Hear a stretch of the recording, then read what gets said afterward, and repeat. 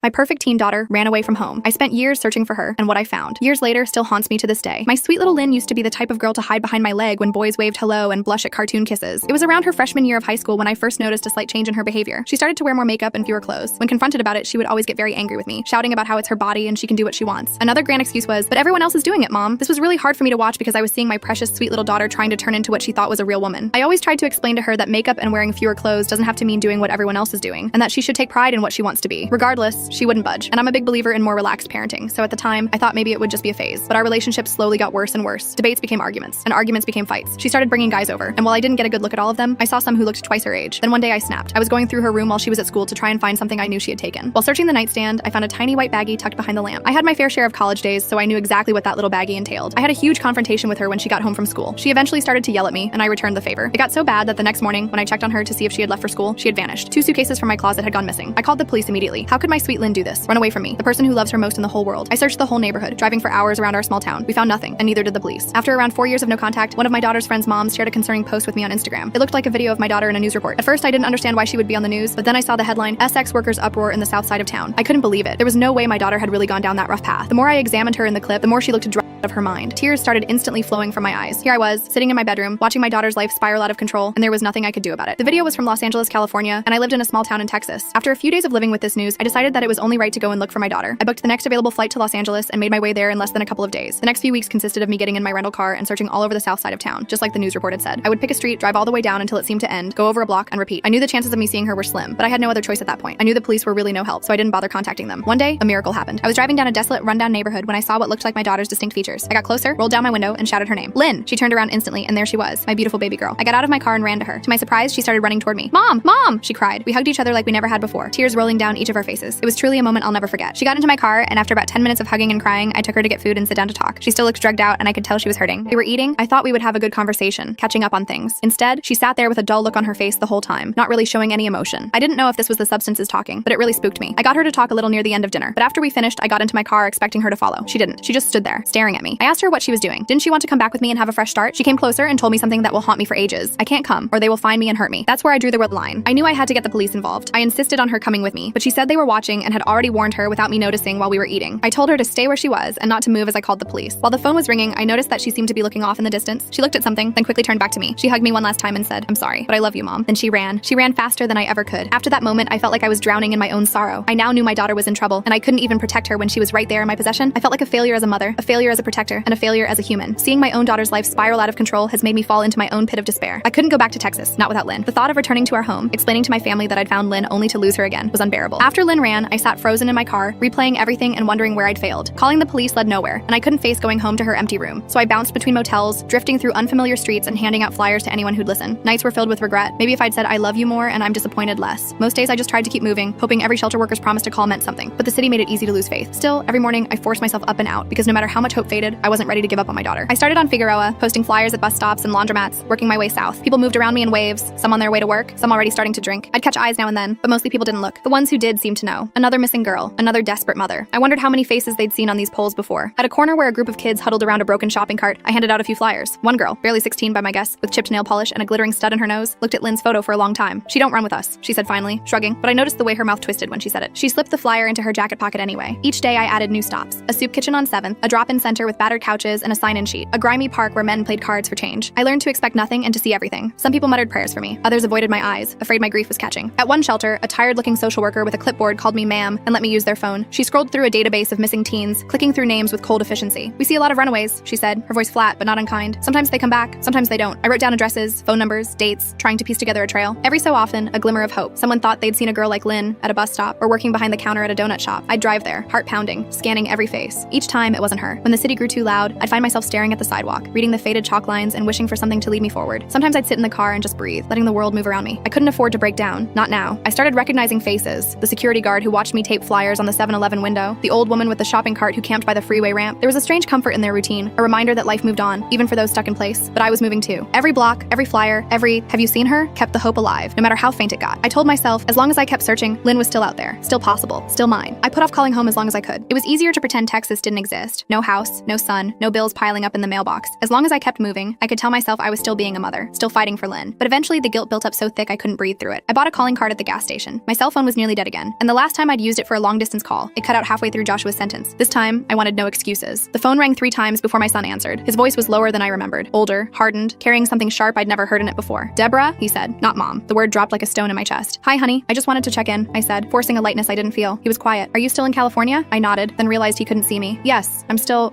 looking." Another long pause. "It's been almost 2 months, you know that? Grandma's worried. Dad called. He said if you don't check in with work, you're going to lose your job." I tried to keep my voice steady. "Joshua, I have to find her. I can't just leave. You left us." His voice cracked, just a little. "You left me." That stung worse than any insult. I tried to swallow it down. "I know, sweetheart. I'm sorry. I need to keep trying. She's out there. I know she is. I saw her room today," he said, softening for just a moment. "It still smells like her. Sometimes I go in there and I just wish you'd come home, Mom, even if you can't bring her with you." His words pressed on every sore spot in me. Guilt, shame, and longing tangled in my chest. "I can't yet," I whispered, "but I promise I'm not giving up. Not on you, not on her." Joshua exhaled, all the weight of a teenage boy holding up the world. "Just call us, okay? Grandma says she prays for you both every night. Even Dad does." We said goodbye, neither of us willing to say I love you first. When I hung up, I stared at the motel ceiling for a long time, trying not to let the tears come. I felt like a ghost, haunting 2 worlds but belonging to neither. But I couldn't stop. If I did, Lynn's face would vanish from these streets, and I wasn't ready to let her become just another lost girl. It was at a makeshift soup kitchen, a folding table set up in an abandoned church lot, where I met Linda. She looked out of place, just like I did. Jeans a little too clean, hair pulled back tight, clutching a stack of flyers with shaking hands. The volunteers took one look at us, and maybe out of pity, poured our coffee extra hot. We stood off to the side, 2 islands in a sea of hard luck. She nodded at my stack of flyers. "Yours missing too?" I held up Lynn's picture. 4 years now. I saw her a few days ago, but she ran. Linda gave me a sad smile and showed me her own flyer. "My son, Toby. He left home last year. Haven't seen him since Easter." It felt strange, talking to someone who understood the language of missing. With Linda, I didn't have to explain why my hands shook, or why I watched every teenage face that passed. She told me about calling hospitals, pestering police, sleeping in her car outside shelters. "I've started to memorize the intake schedules," she admitted, rubbing her eyes. "They're always full. They never know anything." We walked the streets together that afternoon, handing out flyers and trading stories. Linda about her quiet house in Bakersfield, her angry ex-husband, the birthdays that passed with empty chairs at the table. I told her about Joshua, about the guilt that ate at me when I called home, about the way my own mother had stopped asking when I'd be back. It was easier to walk with someone else. We looked out for each other, taking turns talking to people who might have news. At one point, Linda reached for my hand as a fight broke out in the street, both of us ducking into a doorway until it calmed down. We laughed, breathless, shaken, and for a second, it almost felt normal. 2 mothers on a strange kind of errand. That night, we ate cheap tacos in her car and talked about the lives we used to have. Linda told me she'd started writing letters to Toby. Just in case, I write them, seal them up, and keep them in my glove box. I admitted I'd started doing the same for Lynn. We traded addresses, promised to call if either of us got news. "Maybe our kids ran off together," Linda joked, forcing a smile that nearly broke my heart. Before we parted, Linda pressed her hand over mine. "Don't give up, Deborah, even if you feel like you already have." I promised her I wouldn't, and for the first time in weeks, I almost believed myself. Nights in LA left too much room for memory. Sometimes I'd lie awake on the brittle motel sheets, the sound of sirens and distant arguments leaking through the window, and my mind would travel backward, faster than I could stop it. I remembered the first time I told Lynn about the divorce. She was 11, sitting on the swing in our Tucson backyard, the Arizona sun a blinding white over her hair. I'd practiced what to say, but it came out all wrong. "Your dad and I, we can't live together anymore, but we both love you. That never changes." She stared straight ahead, her hands tightening on the chains. "I know what it means," she said quietly. "It means Dad doesn't love you anymore." I wanted to argue, to untangle the truth, but what good would that do? The damage was already done, and kids see through lies sharper than any adult. The move to Oregon was supposed to be a new start. 4 girls and a tired mother, stuffed in a station wagon, driving north with everything we owned. I tried to make it an adventure, picked out songs for the road, planned picnics along the way, but grief hung over every mile. The girls fought more than they laughed. Lynn grew quiet and sharp around the edges, always watching me like she was waiting for me to disappear too. By the time she hit high school, I was already losing her. She changed her hair, changed her friends, stayed out late with excuses I didn't dare challenge. I told myself it was normal, that she was finding herself, but every slammed door felt like another crack in our family. Sometimes, after the younger girls went to sleep, I'd stand in the hallway and listen for Lynn's breathing, proof that she was still there, still safe. I made mistakes. I know that now. I let my anger show too often. I tried to reason with her like she was still a child, even when she'd outgrown that a long time ago. Some nights I think about every harsh word, every time I chose work or exhaustion over listening. Regret is a language I speak fluently now. Here, in the city where she vanished, the past doesn't let go. I replay the old arguments, the times I looked right at my daughter and didn't see what she needed. Maybe if I'd loved her differently, if I'd paid more attention, she'd be safe in a warm bed instead of lost in the dark. I can't change any of it. All I can do is keep searching, hoping it's not too late to find her and to find forgiveness for both of us. I used to believe in the system, maybe not completely, but enough to think that if something terrible happened, someone in a uniform would help. In Los Angeles, that belief shriveled fast. The first time I went to the police station, I wore my cleanest shirt and tried to keep my voice steady. I waited an hour just to be seen, sitting on a plastic chair under harsh fluorescent lights. The room smelled of sweat, cheap coffee, and tired hope. When my turn came, the officer barely looked at me. "Runaway?" he asked, scribbling without looking up. "My daughter. She's been gone for years, but I saw her. I know she's here. She's in trouble." He raised an eyebrow, flipping through a battered folder. "How old is she now?" 18, just turned. The look he gave me was worse than a slap. "That makes her an adult. She can make her own decisions, ma'am." I tried to argue, voice rising. "She's not safe. She's being exploited. I know it. Please, He cut me off. "Unless she's a danger to herself or someone else, there's not much we can do." He handed me a pamphlet about missing persons, and that was that. The shelters were no better. There were forms to fill out, waiting lists for runaways, rules about curfews, and proof of residence. One social worker, a woman with kind eyes and tired hands, did her best to soften the blow. "We're full every night," she said, "but if she checks in, we'll call you." She promised, but I could tell she didn't expect it to happen. Sometimes I'd show up with Lynn's photo and get nothing but blank stares, like I was asking for a miracle no one had to spare. Other times, a flash of recognition, someone might have seen her, or maybe it was just another girl with the same look in her eyes. False hope became a kind of torture. Once I sat through a support group for parents of missing kids. We were supposed to take turns sharing, but all I could do was listen. Stories so much like mine, voices breaking, some clinging to hope, others already hollowed out by loss. I watched the clock, thinking of all the hours I'd wasted waiting for someone else to find my child. Some nights I called the hotline numbers just to hear a stranger's voice, to feel less alone. Most of the time, I hung up before anyone answered. I started to wonder if the world was built to break mothers like me, if every door was meant to slam shut until I stopped asking for help. But I didn't stop. Every rejection made me angrier, more stubborn. If the system wouldn't save Lynn, I'd have to do it myself. I didn't know how, but I knew I couldn't count on anyone else. So I hit the streets harder, holding tighter to hope, letting the city's indifference turn to fuel. Maybe it wasn't much, but it was all I had left. It was a Tuesday afternoon when I got the call. I was in the back booth of a donut shop, staring at the last cold sips of coffee, when my phone buzzed. An unfamiliar number. For a split second, I thought it might be Lynn. Instead, it was Eddie, the outreach worker. Deborah, I think we got something. One of our girls saw someone matching your daughter's description near the bus depot on 6th. Blue jacket, long hair, said she looked sick, was with a group. If you hurry, you might catch her. Hope struck me like lightning. I left a crumpled dollar on the counter and ran, my heart thudding so hard it hurt. My hands shook so badly I fumbled my keys twice. The city blurred past in streaks of gray and sun. All the way to the depot I prayed, please let it be her. Let me be fast enough. The bus depot was chaos. Lines of people, security guards, pigeons picking at dropped food. I pushed through the crowd, holding Lynn's photo in the air, asking everyone I passed, did you see a girl in a blue jacket? Long brown hair? Please, she's sick. She needs help. A young man nodded toward a row of benches. She was here, like 5 minutes ago. Left with some others, went down that alley. I ran. My legs burned, lungs raw as I followed the alleyway behind the depot. The stink of urine and trash nearly choked me, but I kept going, eyes darting to every figure hunched in the shadows. Then I saw her. At least I thought it was her. A girl in a blue jacket, head down, surrounded by 3 others. Her walk was off, her steps dragging. Lynn, I shouted, my voice cracking, desperate and wild. She looked up. For a heartbeat, I was sure it was her. Those same haunted eyes, that familiar slouch. But as I drew closer, the girl shrank away, fear flashing across her face. It wasn't Lynn, just another runaway, another lost child wearing my daughter's pain. One of the others glared at me, stepping between us. Get out of here, lady. Don't you know these streets eat people like you? I stumbled back, humiliation and heartbreak twisting inside me. For a moment, I just stood there, dizzy and lost, the city whirling on without me. The hope I'd felt was already dissolving into self-loathing. I'd let myself believe just for a second that it was possible. My daughter, found at last. Instead, I was left with empty hands and the echo of her name on my tongue. I walked back to my car slowly, each step heavier than the last. The sun was setting by the time I collapsed behind the wheel, tears streaking my cheeks. I pressed Lynn's photo to my heart and whispered, I'm still here. I'll keep looking. I promise. But in that moment, even my promises felt thin, like breath on glass, already fading in the dark. The streets changed after sunset. Even the shadows felt different. Longer, hungrier, hiding secrets I didn't want to learn. Still, I couldn't sleep. Each night, I convinced myself that the next hour, the next corner, would be the one that brought Lynn back to me. I grew reckless. Sometimes I'd park and walk alleys alone, clutching my phone and a can of pepper spray I bought at a gas station. I told myself I was being brave, but deep down, I knew it was something closer to desperation. One night, as I was taping a flyer to a lamppost behind a row of boarded-up shops, I heard footsteps behind me. Quick, sharp, too close. I spun around and came face to face with a young man, no older than 20, eyes darting, breath ragged. What are you doing out here? He demanded, voice rough and low. I tried to keep my fear out of my voice. I'm just looking for someone. My daughter. She's missing. He glanced at the flyer. You got any money? I shook my head, but he stepped closer anyway. Lady, you shouldn't be out here. He reached for my purse, quick as a snake. I tried to back away, but he grabbed my arm, yanking hard enough to make me stumble. Before I could shout, a second figure appeared. A woman, thin as a wisp, face hidden by a dirty scarf. She shouted something in a language I didn't know, and the young man let go, spitting on the ground. You're lucky, he muttered, stalking off into the dark. I stood there shaking, too stunned to cry. The woman approached, eyes narrowed. Stupid to walk alone, she said, voice soft but fierce. This place, it'll eat you. Go home. I can't, I whispered, not without her. She looked at me a long time, then nodded, as if she understood. She pressed something into my hand, a tiny flashlight, cheap but sturdy. Next time, keep your eyes open. Watch the shadows. I thanked her, the words sticking in my throat. When she disappeared into the night, I realized I was clutching Lynn's photo so hard it had wrinkled. My knees buckled and I sat on the curb, breath ragged, shaking in the cold. I wanted to give up. I wanted to call Joshua, beg him to come get me, but pride wouldn't let me. I wiped my face, steadied my breath, and forced myself to stand. I was still alive. I could still search. But for the first time, I understood just how fragile I'd become, how close I was to losing myself as well as Lynn. That night, back at the motel, I locked the door and slept in my clothes, flashlight clutched in my hand. The city kept on humming outside, but I dreamt of home, of Lynn as a little girl, safe in her bed, her small hand curled around mine. When I woke, I knew the city hadn't beaten me yet, but it was getting close. It was nearly dawn when the motel phone rang, a shrill, unnatural sound that yanked me out of uneasy sleep. For a moment, I thought I was dreaming, but the phone kept ringing. I lunged for it, heart in my throat. Hello? A woman's voice crackled through, official, but hurried. This is County General. We have a Jane Doe who matches the description on a flyer brought in last night. We need you to come down and confirm. My hands shook so badly I nearly dropped the phone. Is she okay? She's alive. She's in rough shape. Please come as soon as you can. I was out the door in minutes, forgetting everything except the directions the nurse had given me. The city was gray and empty, the streets washed clean by a rare bit of rain. I prayed out loud, promising anything if I could just have my daughter back. At the hospital, everything moved at half speed. The nurse at the desk eyed my clothes and hollow face, then silently led me down a long hallway that smelled of antiseptic and old fear. She paused outside a curtained bay. Prepare yourself. She's been through a lot. I took a shaky breath and stepped inside. On the bed was a girl, thin, bruised, hair dark and tangled, oxygen tubing under her nose. She looked so small. My chest clenched. I forced myself to step closer, whispering, Lynn? The girl turned her head, blinking up at me with blank, unfamiliar eyes. It wasn't Lynn. My knees almost buckled, but I held onto the edge of the bed to keep from falling. The girl stared at me, searching my face for something I couldn't give. I fumbled for words. I'm sorry. I thought you were my daughter. She nodded, eyes filling with tears. My mom doesn't know where I am either. For a moment, we just sat in the silence, two strangers lost in different kinds of pain. I squeezed her hand because it was all I could offer. Back in the hallway, the nurse tried to comfort me, but her words slid past. You're not the first, she said softly. Sometimes I think every mother in LA is searching for someone. I left the hospital numb, my hope drained and heavy in my bones. On the sidewalk outside, the sun was rising over the city, throwing gold over the cracked concrete concrete. I stared at it, willing myself to feel something, anything besides loss. But all I could do was keep walking, one foot in front of the other, day after day, hoping that next time, the call would be for Lynn, and that this time, it wouldn't be too late. When the streets grew too loud and the world felt hopeless, I wrote letters to Lynn. Not emails, not texts, old-fashioned letters on motel stationery or the backs of diner receipts. I never mailed them. I just needed to talk to her, even if she'd never read a word. I wrote the first one after the hospital, hunched over the little desk by the window as the city's night noises bled through the glass. Dear Lynn, I saw a girl in the hospital today. For a moment, I thought she was you. I wanted it so badly I almost convinced myself, but it wasn't you. I'm still here. I'm still searching. I'll always be searching. I wrote about Texas, about the way Joshua's voice has changed, how your grandma asks about you every Sunday after church, how your old room smells like dust and lost time. I wrote about all the little things I remembered, how you hated ketchup on your fries, how you snuck your baby sister cookies after bedtime, how you used to sing yourself to sleep when you thought no one was listening. I'm sorry for every time I yelled, for every time I let my fear turn to anger. I wish I'd listened more. I wish I'd told you you were enough, even when you were lost. I don't care what you've done or where you've been. I just want you home. Sometimes my letters were angry. Why did you run, Lynn? Why did you leave me to chase after shadows? Didn't you know I'd follow you anywhere? Didn't you care that I'd lose everything for a chance to hold you again? But mostly, they were love letters. A mother's promise written out in ink, the kind that stains your hands and never quite washes off. I still keep your photo in my wallet. Sometimes I talk to it. Maybe that means I'm losing my mind. Or maybe it means I'm still your mom, even out here, even now. On the loneliest nights, I'd tuck the letters beneath my pillow, as if words could stand in for the daughter I couldn't find. I told myself that someday, if I was lucky, I'd put these in her hands, and she'd understand, she'd forgive me, and maybe I'd forgive myself too. But until then, the letters piled up, silent witnesses to my hope, my grief, my love. And I kept writing, because as long as I was writing, Lynn was still out there. As long as I wrote, there was still a chance. Sometimes late at night, I'd scroll through old photos on my phone, birthdays in Texas, Joshua grinning in his Little League cap, Lynn blowing out candles, the whole family squeezed together on the couch. It felt like another lifetime, another version of myself. Every few weeks, I forced myself to call home. I knew they worried, even if they never said it straight out. Joshua answered on the third ring this time, his voice flat, half asleep. Mom? Hi, honey. Did I wake you? It's fine. He didn't ask where I was. He already knew. How's school? I asked. As if homework or grades mattered right now, he hesitated. It's okay, I guess. Grandma's still making meatloaf on Sundays. She leaves a plate for you, you know, like you're gonna walk through the door. I closed my eyes, picturing the old kitchen, the chipped tile, the sound of forks scraping plates. Tell her I miss her. I miss you both, he sighed. You could just come home. I bit my lip. Not yet, sweetheart. I have to find her. I know. His voice was tired, brittle around the edges. But I need you too, Mom. It's like I lost both of you. I wanted to explain, to make him understand the terror that kept me in LA, the promise I couldn't break, but the words stuck, guilt pressed down, a physical ache in my chest. I'm sorry, Joshua. I really am. I'll call again soon, okay? We hung up, nothing resolved, and I sat for a long time with the phone warm in my hand, staring at the motel ceiling. I remembered the last time we were all together, Lynn and Joshua fighting over the TV remote, my mother laughing as if we'd always be whole. I wondered what they told people at church, what story they spun for neighbors who asked why I'd vanished, why I chased after a daughter who didn't want to be found. Did they blame me? Did they wish I'd given up? I was haunted by the feeling that every mile I stayed away, I lost a piece of home. But if I left, I'd lose Lynn for good, and maybe lose myself too. In the silence, I pulled out the stack of letters I kept for Lynn, pressing them flat with my palm. For a moment, I wished I could write one to Joshua, explain what it meant to love two children at once and feel like you were failing them both. Instead, I just sat there, missing a life that no longer existed, praying that one day, somehow, I could bring us all back home. The day I ran into Linda again, the city was blanketed by an early morning fog that made everything feel distant and muffled. We found each other in the line at the soup kitchen, our shoulders hunched against the damp. I could see the strain in her face even before she spoke. She looked thinner, her eyes red-rimmed. They found Toby, she whispered, voice hollow. I felt my stomach drop. Where? She shook her head. A drainage canal, out past Alhambra. They think he was there for weeks. They said he must have been alone. There was nothing to say. I reached for her hand, and for a moment, we just stood there, two mothers clutching each other like lifelines. The noise and shuffle of the line faded until all I could hear was Linda's ragged breathing. I thought I'd feel something, relief maybe, to finally know, but it's just empty. Like my whole body turned to glass, and I'm scared to move in case I break. I squeezed her hand tighter. I'm so sorry, Linda. I'm so sorry. She gave a small, bitter laugh. At least now I can stop searching. At least now I can sleep, even if I don't want to dream. The next hour passed in silence. We sat on the curb, eating watery soup and sharing the kind of silence only grief can hold. Linda talked about Toby as a boy, how he loved old monster movies, how he hated peas, how he used to fall asleep on her shoulder in the car. All those small, precious things that meant nothing to the world, but everything to a mother. Later, as we parted, Linda gripped my arms, her eyes fierce despite the tears. Don't stop looking, Deborah. Even if it kills you, I'd do it all over again for one more minute with him. I watched her walk away, shoulders hunched, swallowed by the city, her pain pressed against me, sharp as broken glass. For the rest of the day, I couldn't escape it. The knowledge that this search didn't always end in reunions. Sometimes it ended in silence, in loss, in empty rooms and beds that would never be slept in again. That night, I wrote another letter to Lynn, the words spilling out faster than I could control. Dear Lynn, today I learned what it means to lose hope completely. I wish I could put you in a bubble, safe from this world, from every danger, every mistake, but I can't. All I can do is keep searching, keep loving you, even if you never come back. I pressed the letter under my pillow and lay awake long into the night, haunted by Linda's story, praying mine would end differently. It happened on a Thursday, almost 6 months to the day since I'd first seen Lynn on the street. The city was choking on spring heat, and I was down to my last flyer, the edges ragged from too many hands. Eddie, the outreach worker, called just after noon. Deborah, I think you need to come to St. Cecilia's shelter. There's a girl here asking for you. My heart beat so hard I nearly dropped the phone. Is it her? He hesitated. You should come. I drove like a woman possessed, not caring about red lights or honking horns. My hands gripped the wheel so tight they cramped. Outside the shelter, sunlight glared off cracked windows, and my legs threatened to buckle as I pushed open the door. The lobby was noisy, filled with the shuffle of tired bodies and the smell of stale coffee. At the far end, huddled on a plastic chair, sat a girl with hair hanging limp over her face, a blue jacket 2 sizes too big wrapped tight around her shoulders. Lynn? My voice barely rose above a whisper, afraid to shatter the moment. She looked up, and for an instant, time collapsed. Her eyes were sunken, her face gaunt and bruised, but it was her, my Lynn, my baby, impossibly alive. She stood, shaky on her feet. For a second, we both hesitated, afraid the dream might break. Then she stumbled into my arms, and I caught her, holding on like like I could anchor her to the earth. We both started crying, all words lost. I felt the sharpness of her shoulder blades, the way she flinched at my touch. Her hands were ice cold, her breath shallow against my neck. For a long time, we didn't say anything. I just rocked her, whispering her name over and over. Lynn, Lynn, my Lynn. Finally, she pulled away, wiping her nose on her sleeve. Her voice was raw and small. I don't know where else to go, Mom. My throat closed with gratitude and grief. You did the right thing. You're safe now. Eddie appeared in the doorway, giving us a nod. You've both got a room for the night. We'll get her checked out by the nurse. I thanked him, tears still streaking my cheeks. When we were alone, I took Lynn's hands in mine, memorizing every line and scar. We're going to get through this. We'll find a way. Lynn only nodded, her gaze drifting to the window, already distant. I wanted to wrap her in my arms, take her home, erase everything that had happened. But as I studied her, I realized the road back would be long and winding, if it existed at all. That night, I slept in a cot beside her bed, holding her hand as she shivered in her sleep. I listened to the rise and fall of her breath, terrified it might stop, determined not to let go. For the first time in a long time, hope and fear sat side by side in my heart. I had my daughter back, if only for a moment, and I would do anything to keep her safe. The nurse checked Lynn's vitals and left us alone in the tiny, fluorescent lit room. Outside, the city's noise was a distant hum, but in that moment, the world shrank down to just the two of us. I poured water into a paper cup and handed it to her. Lynn's hands trembled so badly she spilled a little, but she managed to sip. I studied her, really studied her, for the first time in years. Her cheeks were hollow, lips cracked, new scars tracing her wrists and the inside of her arms. There was a hardness in her eyes I'd never seen before. She looked both older and impossibly young. For a long time, neither of us spoke. Finally, she cleared her throat. I'm sorry, Mom. My breath caught. You don't have to say that. You don't have to. I do. Her voice was rough. I'm sorry for running, for everything, but I didn't know what else to do. I thought if I left, maybe things would get better. Or maybe I just wanted to disappear. I tried to reach for her hand, but she flinched, so I kept my hand on the blanket, close, but not touching. I made mistakes too, Lynn. I should have listened. I should have tried harder to understand. Her eyes filled with tears. It was never about you, Mom. Not really. I was just lost. After the divorce, I felt like I didn't matter anymore, like nobody could see me. The people out there, they saw me. At least they pretended to. She looked away, her jaw tightening. But it's not what you think. It's not a family. It's a prison. I tried to leave, but there's always someone watching. Always someone waiting to pull you back in. Drugs make it easier, but only for a little while. My heart broke for her. Let me help, please. We can go home or anywhere you want. You don't have to be alone. She shook her head, wiping her face. I can't, Mom. If I leave now, they'll find me. They'll hurt you. I don't want you mixed up in this. I felt a helpless rage, a desire to tear the whole world apart to keep her safe. You're my daughter. I'd do anything for you. Anything. Lynn let out a shuddering breath. You don't understand. There's no way out. Not really. You can't save me. Nobody can. I wanted to argue, to promise her the impossible, but I saw the defeat in her eyes, the deep, bone-tired hopelessness. Instead, I leaned closer, voice trembling. I love you. I always have. That's never going to change, no matter what. A ghost of a smile flickered across her face. I know, Mom. I love you too. I never stopped. We sat together in silence, broken but still tethered by love. Outside, a siren wailed, distant and cold. That night, after she fell asleep, I wrote another letter. Dear Lynn, tonight I saw you for who you are. Scared, strong, wounded, and still my little girl. I wish I could take your pain and carry it for you. I wish I could build a world where nothing could ever hurt you again. I don't know how to fix this, but I'll never stop trying. I put the letter with the others and lay beside her in the dark, listening to her breathing, trying to hold the moment as tightly as I could. By morning, Lynn looked worse, eyes rimmed with red, hands shaking so badly she struggled to eat the toast the nurse brought. I sat beside her, watching her try to swallow. Every bite looked like a battle she was losing. The shelter gave us 2 nights, then Lynn would have to move on. I tried to talk her into staying longer, checking into a rehab or going to the hospital. You need help, I pleaded. We can go anywhere you want, just let me take you somewhere safe. Lynn shook her head. It won't work, Mom. They know where I am. If I leave with you, they'll come after us. They'll hurt you to get to me. I thought about calling the police, but after all those fruitless nights begging for help, I knew what would happen. They'd take her statement, tell her she could leave if she wanted, then drop her right back on the street. The system had never been built for girls like her. Still, I tried. I called every number the nurse gave me. Detox centers, women's shelters, halfway houses. Every place had a wait list, or didn't take girls with active warrants, or said she had to show up clean. One woman offered a spot in a rehab 2 hours north, but we had to get there on our own, and Lynn needed to stay sober for the intake. I looked at Lynn, sweating, pale, eyes darting, and knew it was impossible. Maybe you could just come home to Texas, I whispered, voice thick. We could start over, just for a little while. She smiled, soft and sad. I wish I could, Mom. I really do, but I'm tired. I just want to sleep. That night, I barricaded our shelter room door with a chair. I dozed in the cot, one hand on her blanket, listening for footsteps in the hallway, afraid every sound was someone coming to take her away again. Early in the morning, I found her in the bathroom, hunched over the sink, shivering. I don't feel good, she whispered. Everything hurts. I wrapped her in a blanket, my arms barely able to steady her. We rode to the clinic in a donated van. The nurse checked her vitals, took her temperature, murmured words I didn't understand. After a while, they let us stay, but only for the day. They had no beds left. Lynn rested her head on my lap as we waited in the clinic's crowded lobby, surrounded by people coughing and crying and begging for medicine. I stroked her hair, humming the lullaby I used to sing when she was small, her eyes closed, her breathing uneven. Let this save her, I prayed. Let this be enough. But in the end, there was nowhere left to go. The system's doors closed in our faces, and the city's shadows grew longer. When night fell, we were back on the street, nowhere safe left to run. I held her close, my heart cracking with every step, and tried not to wonder if this was what the end looked like. The last night came without warning, like a door shutting softly in the dark. We found a bench near the edge of MacArthur Park, far from the glow of streetlights and the endless roar of traffic. Lynn was exhausted, her head resting on my shoulder, hands trembling in her lap. I pulled the blanket tighter around her, willing my warmth to seep into her bones. We talked quietly, afraid to disturb the fragile peace that had settled between us. She told me stories of girls she'd met, some still alive, some lost to the streets, all of them searching for something they couldn't name. She asked about home, about Joshua and her sisters, about the little things, if the orange cat still slept on the porch, if her room still smelled like vanilla lotion. I told her everything I could, painting pictures of Texas sunsets and Sunday dinners, trying to bring the world she'd lost a little closer. I told her how much we missed her, how Joshua still left her favorite cereal on the shelf in case she came back. After a long silence, Lynn looked up at me. Her eyes were glassy, tired. I'm sorry I hurt you, Mom. I'm sorry I couldn't be better. I hugged her, holding her as tightly as I dared. You don't have to be better. You just have to be here. She smiled, a flicker of the old Lynn. I'm tired, Mom. I don't know if I can keep doing this. My heart broke, but I forced myself to nod. Whatever you need, I'm here. I'll stay as long as you want. We watched the city lights flicker, listening to the distant music and laughter. the world going on as if nothing had changed. She rested her head on my lap, and I stroked her hair, humming the lullaby she loved as a child. I wished I could bottle that moment, keep her safe and close forever. When she fell asleep, I stayed awake, afraid to let go, afraid of what the next morning would bring. Just before dawn, she stirred, eyes bleary. I love you, Mom. Don't forget, okay? I kissed her forehead, tears slipping down my face. I'll never forget. I love you more than anything. As the sun rose, painting the sky in bruised orange and gold, she squeezed my hand one last time, then drifted back to sleep. I watched her chest rise and fall, counting each breath, holding on for as long as I could. I didn't know it then, but that was our goodbye. Days bled into each other after that last night. Lynn disappeared from the shelter as quietly as she'd arrived. I spent 2 days combing the parks, the soup kitchens, the bus stations, everywhere I could think of. Each time I asked, "Have you seen her?" people just shook their heads or looked away. On the third morning, the phone in my motel room rang. The sound cut through the silence like a knife. I answered on the second ring, the world narrowing to the hum of the line and the dread in my chest. "Is this Deborah?" The voice was official, brittle, already sorry. "Yes, this is Officer Marquez with the Los Angeles Police Department. I'm so sorry, ma'am. We found a young woman who matches your daughter's description. She was brought into County General last night. There was an overdose. She didn't make it. I couldn't breathe. I couldn't think. The world spun, and I clutched the phone so tightly I thought it might crack in my hand. No," I whispered, the word too small for the pain. "No, you're wrong. She